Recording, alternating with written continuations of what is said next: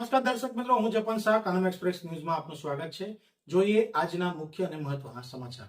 ભરૂચના આલી કાછિયાવાડમાં લોકોને વર્ષો સુધી રાહ જોડાવ્યા બાદ બન્યો હતો રોડ, પણ થોડા જ દિવસોમાં ખુલી તંત્રની પોલ। આલી કાછિયાવાડના લોકોમાં ફરી રોષ અને નિરાશા। ભરૂચના આલી કાછિયાવાડમાં અનગઢ વહીવટી કામ પહેલા રોડ બનાવ્યો, પછી રોડ તોડી નાખ્યો। ભરૂચમાં તંત્રના વિકાસ મોડલની પોલ ખુલી। ભરૂચના આલી કાછિયાવાડ વિસ્તારના વોર્ડ નંબર 8માં વર્ષોથી લોકો જે રોડની રાહ જોઈ રહ્યા હતા, તે રોડ આખરે બનતા સ્થાનિકોમાં ખુશીની લાગણી જોવા મળી હતી। લોકોને લાગ્યું હતું કે હવે વિસ્તારને ખરેખર વિકાસનો સ્પર્શ મળશે, પરંતુ થોડા જ દિવસોમાં તંત્રની બેદરકારી ફરી એકવાર ખુલ્લી પડી છે। રોડ બન્યા બાદ અચાનક તંત્રને યાદ આવ્યું કે વિસ્તારમાં પાઇપલાઇન નાખવાની કામગીરી હજુ બાકી છે। પરિણામે લાખો રૂપિયાના ખર્ચે બનેલો નવો રોડ ફરીથી ખોદી નાખવામાં આવ્યો છે, જેના કારણે સ્થાનિકોમાં ભારે રોષ ફાટી નીકળ્યો છે। લોકો સીધો સવાલ ઉઠાવી રહ્યા છે કે શું રોડ બનાવતા પહેલા આયોજન નહોતું કરવામાં આવ્યું? શું અલગ અલગ વિભાગો વચ્ચે કોઈ સંકલન જ નથી? પહેલા રોડ બનાવો અને પછી તેને તોડી નાખો, શું આ જ વિકાસ કહેવાય? એક તરફ સરકાર વિકાસના મોટા દાવા કરે છે, તો બીજી તરફ આવી બેદરકારી। સરકાર નાણાંના ખુલ્લેઆમ બગાડ તરફ ઇશારો કરે છે। તંત્રની આવી કાર્યપદ્ધતિ સામે હવે લોકોમાં પણ અસંતોષ વધી રહ્યો છે। ફરી શરૂ થયેલા ખોદકામને કારણે વિસ્તારના રહેવાસીઓ ધૂળ, ટ્રાફિક અને અવરજવરની ભારે હાલાકી ભોગવી રહ્યા છે। સ્થાનિકોનું કહેવું છે કે તંત્ર ગેરઆયોજનનો ભોગ હંમેશા સામાન્ય જનતાને જ બનવું પડે છે।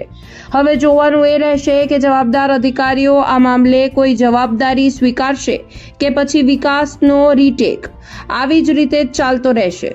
રિપોર્ટર રવિ સૈયદ, ભરૂચ। કેટલા સમયથી આ બ્લોકનું કામ એ લોકોને ખબર હતી, ભૂગર્ભ ગટર નથી તે પણ ખબર હતી। એનું કારણ છે કે ઉતાવળિયા થઈ અને ચૂંટણી આવતી હતી એટલે ઉતાવળિયા થઈને બ્લોક નાખી દીધા કે હોશિયારી મારવા માટે, કે લોકોને ખુશ કરવા માટે આપણે ભાજપને વોટ લઈ જઈશું કે ફલાણી પાર્ટીને વોટ લઈ જઈશું। આજે એ લોકો એટલા દુઃખી થાય છે ઉનાળાની અંદર કે એમ્બ્યુલન્સ નથી આવતી, સબવાહિની નથી આવતી, ડોર ટુ ડોર કચરાવાળા નથી આવતા। આજે શ્રમિક વિસ્તાર છે, સામાન્ય વિસ્તાર છે, લાઇટ વેરો, સફાઈ વેરો, રોડ વેરો બધા લોકો નિયમિત ભરે છે, સાથે હાઉસ ટેક્સ બી ભરે છે। કેટલી જગ્યાએ ટ્યુબલાઇટો ચાલતી બી નથી। આવનાર દિવસોની અંદર ટ્યુબલાઇટ બી નિયમિત ચાલવી જોઈએ। સ્થાનિક લોકો જે પાણી વેરો, રોડ વેરો, રસ્તા વેરો જે ભરે છે એનું વળતર મળવું જોઈએ અને એટલા બધા હરક ફદુરા થવાની જરૂર બી નથી કે જલ્દી ને જલ્દી અમે બ્લોક નાખી દઈએ। ડબલ ને ડબલ કમિશન ખાવાની લાઈનની અંદર પહેલા તમે બ્લોક નાખી દીધા, હવે બ્લોક તોડીને પછી આપણે અંડરલાઈન ગટર નાખવા માંગો તો તમે શું સાબિત કરવા માંગો છો? અમારા સ્થાનિક લોકો જે વોર્ડ નંબર 8ના એમના વતી હું વિનંતી કરું છું કે આ લોકોની મહેનતની પરસેવાની કમાઈ છે અને પરસેવાની કમાઈ વેડફ ના જાય। આવનાર દિવસોની અંદર આ લોકોના જલ્દી 2-4 દિવસમાં કામ નહીં થાય તો હું ભૂખ હડતાલ પર બેસીશ। અને મેં 4 દિવસ પહેલા બી ચીફ ઓફિસરને બી કીધું હતું, મેં એસી ચેમ્બર માંથી બહાર આવો, નહીં તો મારા જેવો કોઈ ખરાબ માણસ મળે નહીં। 17 વર્ષ પછી ચૂંટણીમાં ઉભો છું, ભાઈ પૈસા કમાવા કે બંગલા બનાવવા નથી। નામ છે તમારું? જયંતિભાઈ ચિમનભાઈ સોલંકી, ક્યાં રહેવાનું? આલી હરિજનવાસ પાંજરાપોળની પાછળ। શું પ્રોબ્લેમ છે તમારો? પ્રોબ્લેમ અમારે ઓછામાં ઓછા આ ભાજપ સરકાર ચાલી રહી છે ત્યારથી જ અમને પ્રોબ્લેમ છે। નથી રસ્તો બનાવતા, નથી ગટર લાઈન બનાવતા। અત્યારે એ પ્રોબ્લેમ છે કે જવા આવવાનો પ્રોબ્લેમ છે। કોઈ ઉંમરવાળો માણસ પડી જાય તો ઉપાડી છે સાહેબ અમારે।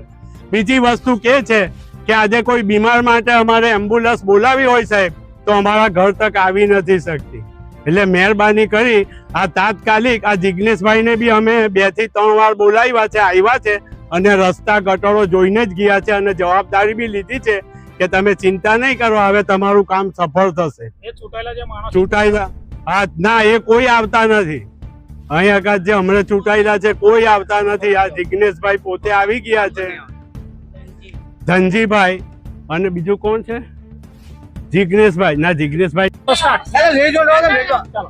અમારા આ એરિયા વોર્ડ નંબર 8 આલી કાછિયાવાડ, હરિજનવાસ, ખડી ફળિયું આ 3 વિસ્તારની પહેલેથી જ આવી હાલત છે। ભાજપની 27 વર્ષ પહેલા પણ જે લોકો ચૂંટાઈને આવતા હતા તે ફક્ત ચૂંટણી ટાણે જ આવતા હતા, ત્યાર પછી કયું કામ થયું કયું નથી થયું જે તે જોવા માટે આવતા નહોતા। હવે હમણાં જ્યારે ચૂંટણી આવી ત્યારે એ લોકોએ શું કર્યું, 6 મહિના પહેલા ઉતાવળે હરક પદુડા થઈને આ બ્લોક નાખી દીધા અને જે ગટર યોજના હતી ગવર્મેન્ટની તે બાકી રાખી અને એ અત્યારે ફરીથી જ્યારે હવે આ ચૂંટણી પતી ગઈ ત્યાર પછી ફરીથી એને ખોદાવી એટલે છેલ્લા અમે 6 મહિનાથી એમ ગણો ને કે આ કચરાનો ટેમ્પો નથી આવતો, પાણીનો ટેમ્પો નથી આવતો, પ્લસ કોઈની એમ્બ્યુલન્સ જોઈતી હોય તેની વ્યવસ્થા નથી, કોઈ ઘરડો માણસ રાતના પડી જાય તેનું શું થાય તેની બી ખબર છે નહીં. ફક્ત ને ફક્ત એમને ચૂંટણી ટાણે જ હાજર. અને ધનજીભાઈએ તો મેં કેમ્પેન કરેલું જ્યારે એમની વિરુદ્ધમાં તો મારા ટાંટિયા તોડી નાખવાની બી ધમકી આપેલી એમણે. બરાબર છે. અને મને એનાથી કઈ ગભરામણ નથી. કેમ કે મારું તો જે કામ કરશે ને મારા એરિયાનું તેને જ અમે વોટ આપીશું. આ બધા અમારી સાથે, કેમ કે મધ્યમ વર્ગના લોકો છે, રોજ કમાનારા માણસો છે, બધા પૈસા પાત્ર નથી. તમારા વિપક્ષે રજૂઆત કરી લીધી? વિપક્ષમાંથી કોણ આવેલો? વિપક્ષમાંથી તો અમારા એ જ હતા. ચૂંટણી પહેલાની વાત છે ને, ચૂંટણી પહેલા તો આપણા પ્રવીણ પટેલ એ બિચારો સાંભળતો હતો, એમાં કોઈ ખોટી નથી. એ કઈ કામ કરતો હતો, એવું નથી કે નથી કરતો. વિપક્ષમાંથી તે વખતે.